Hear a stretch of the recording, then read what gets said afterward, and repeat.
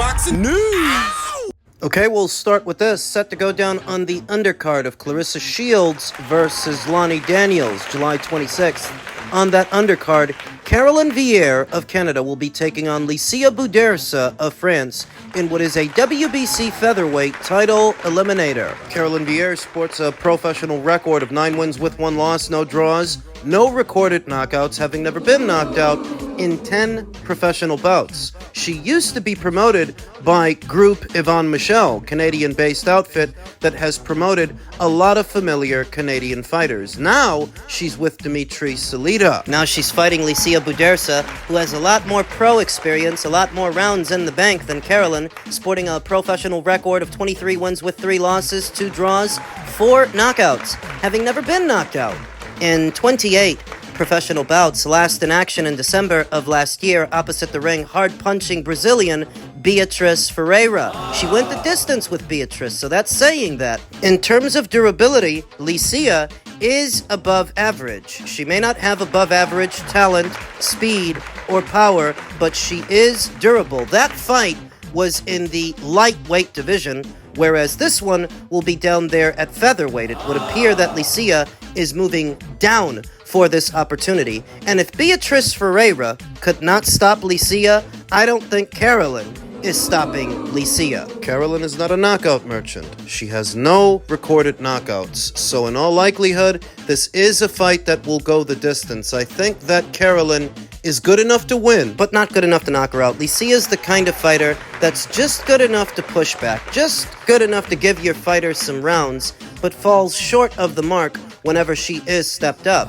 She fell short with Beatrice, she fell short with France's own Rima Ayadi. I anticipate she will fall short with Caroline Vieier. The relevance of the fight is that it is a step in the direction of newly crowned WBC featherweight champion Tiara Brown. That if Caroline is now fighting in WBC eliminators, it's to get Tiara in the ring. And she might, though beating Tiara is something else. There is landing the fight, and then there is winning it. We haven't seen or heard much from Tiara since her big win over Sky Nicholson as the away fighter. Gonna assume that she's still with OTX. They still promote her. Whereas Caroline is promoted by Dimitri Salita. So that's the real relevance of this fight. It's an appetizer, a prelude to what could be Brown versus Vieier. Does Caroline Vieier have the ingredients to do to Tiara what Sky Nicholson could not? Can Caroline beat her? There's only one way to find out. In men's featherweight news, a last look at the Angelo Leo versus Tomoki Kameda fight set to go down tomorrow in the land of the rising sun as Angelo fights in Japan, and it should get Inoui's attention. Everybody's trying to. Angelo Leo shunned a hometown title defense in favor of playing the long game of venturing to Japan for this Saturday's first IBF featherweight title defense against the veteran Tomoki Kameda. Overseas, bigger payday, Leo explained in an interview with Pro Box. It's more than that, however. More than what? It is also about the unbeaten 4-division and undisputed super bantamweight champion Naoya Inoue, 30-0 with 27 KOs, from the perspective of the 31-year-old Angelo Leo, 25-1 with 12 knockouts. A victory over Kameda is expected, and a future date with Inoue is inevitable. By going to Japan, my name is associated with his name, and I'm all for it. Pound for pound, he's the best fighter in the world, and I'm in the sport to be the best. The 32-year-old Inoue said after his hard-fought stoppage win over Ramon Cardenas on May 4th that he would only move up the 4 pounds to featherweight if he could no longer make 122, and he seems to be making it just fine. I remember after Angelo Leo knocked out Luis Lopez for the IBF title, reports indicated that Top Rank had options on him moving forward. The fact that he's going to Japan in his next fight and that the fight will be broadcast in America via Pro Box, not Top Rank, not ESPN, indicates that if they had options on him, they chose not to exercise them. Coming off a knockout of the year candidate to wrest the belt from Luis Alberto Lopez in August, the former junior featherweight champion Leo is hopeful of building upon the buzz by defeating the 33-year-old Kameda 42-4 with 23 knockouts, a former bantamweight champion arriving in Japan with his sparring partners in tow. Leo said he's been treated warmly there and is looking forward to renewing acquaintances with Kameda, whom he sparred in both 2018 and 2021. It was good work, Leo said on Monday's edition of Pro Box TV, which will stream his fight on a card expected to begin by 11 p.m. Eastern on Friday. Wait, that's tonight. I got the better of him. You guys will see how I handle the fight. Pro Box TV's Chris Algieri noted that he saw Leo with his belt over his shoulder at the Inoue fight. I'll leave Japan with it, and I'm not taking no for an answer, Leo said. The first title I won came during COVID, and I wasn't able to appreciate it. But this second one, the knockout of the year in my hometown of Albuquerque, New Mexico, it's everything I dreamed of as a kid. Losing my first title made me hungry, and going to Japan introduces me to a whole new crowd. I think it's also a sign of the times and how things are changing. It's really not customary for a newly crowned American-born champion to have to travel, but we're seeing Angelo Leo traveling to Japan, Brian Norman as well. It used to be that all the foreigners had to travel to America for big financial opportunities. This would indicate the reverse. And Angelo Leo said it. He could have had a hometown fight, but traveling abroad, he gets bigger money. Bigger money, bigger opportunity, though. You know what they say. You don't coast on foreign soil. I don't know what's going to happen. I don't know who's going to win. Is Angelo going to keep his belt, or is Tomoki going to take it from him? Nothing would surprise me. But Angelo has made it very clear that a part of this trip to Japan is trying to ensnare a Naoya Inoue fight, introduce himself to that crowd, and simultaneously get his attention, even though he's in a division where there is an American champion, a Mexican one, and a British one. The amount of time and the amount of focus that Angelo has already spent on Inoue seems redundant to me when there are champions at his own weight that I think he needs to focus on. And conversely, Inoue has made it clear on more than one occasion that he's not in a rush. He's not in a hurry to move up from 122 up to 126. So spending this amount of time on him... Is Angelo sure it's not in vain? Don't count your chickens before they're hatched, Angelo. Upstairs in the welterweight division, Josh Taylor, the former undisputed champion, is now embracing a new challenge after quote-unquote completing boxing. Glasgow. Josh Taylor believes he's being written off ahead of his fight on Saturday with Echo Essuman. The Scot is moving up to welterweight, where the quote-unquote engine has promised to give him a hard night at the Hydro in Glasgow. Taylor, stepping into a new weight class after spending his career at 140 pounds, understands he has to prove himself all over again. I haven't done nothing yet, he said. A lot of people are writing me off. He's done. He's finished. I've got a lot of fire in my belly to prove people wrong again. This is Josh Taylor 2.0, and it starts on Saturday. The Scottish southpaw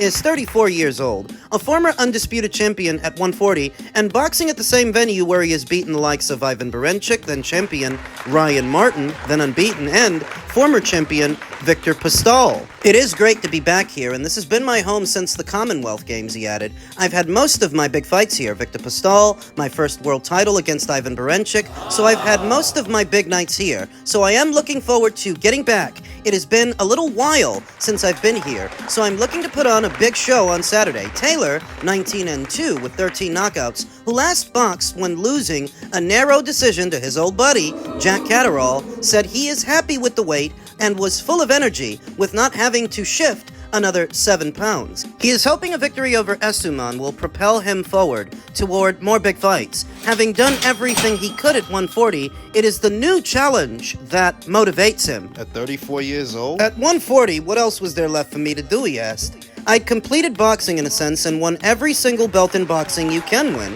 What else was there for me in terms of challenges, setting new targets? There was nothing to do. So what there was moving up with an assault on becoming a two-weight world champion. The way I've been performing in the gym, if I perform the way I've been in the gym it won't go the distance. Essuman, 36, did not have much to say at Thursday's final press conference, but stood his ground and thanked his team for lending him the opportunity. So, what are the chances that Josh Taylor can become a champion in today's welterweight division? Admittedly, it's not the glamour weight that it used to be. Not as deep a division, not as talent-rich.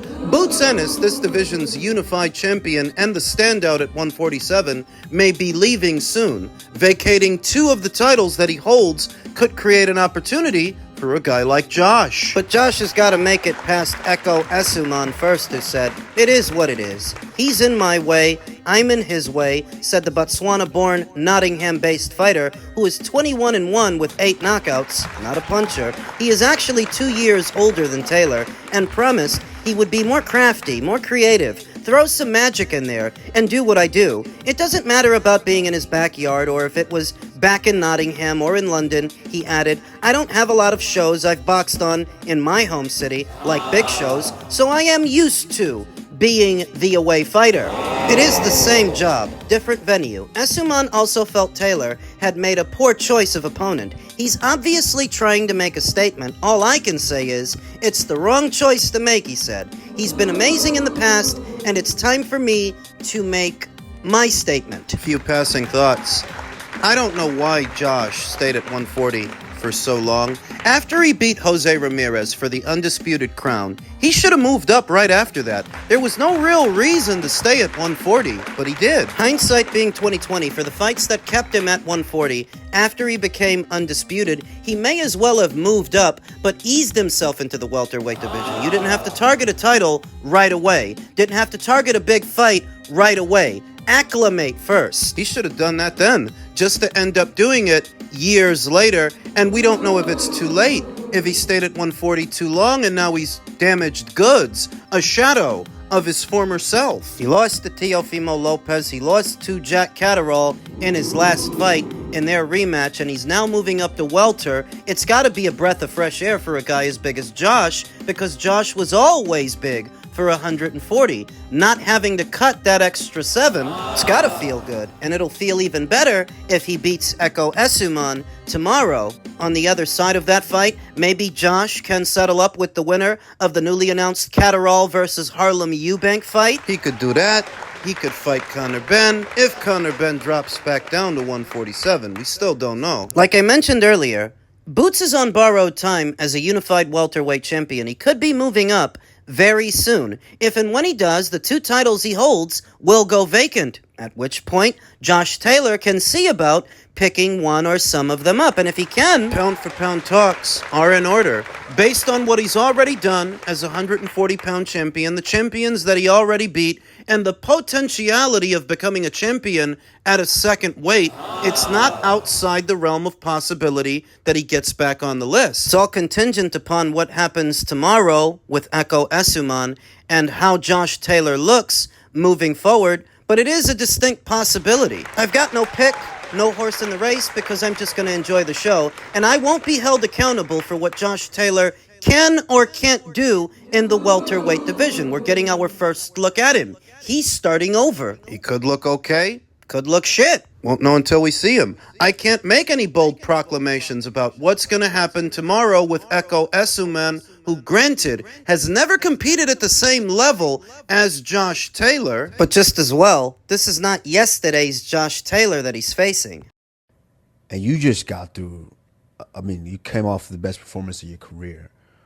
What's next now? Who do you have your sights set on? And what do you think is going to ultimately materialize? So right now, we're thinking about either Callum Smith or Anthony Yarde. Obviously, those are the 2 top division two top guys in that division. More likely, Callum Smith fought Canelo, correct? Yeah, he fought Canelo, right. And then he fought when we were at the Better Beef card. He won a WBO interim title. Right. So then, that's what we're thinking about, making that fight happen here in the U.S. And then that's also gonna put me one step closer to fight these guys, because I have the WBA interim. I'm the world champion at WBC, and then after I beat Callum Smith, I'll have the WBO. So then, if I'm so you'll be mandatory. You'll be mandatories again by three associations: WBA, WBC, and WBO. So then if they don't fight me after that, then there's not really much to say.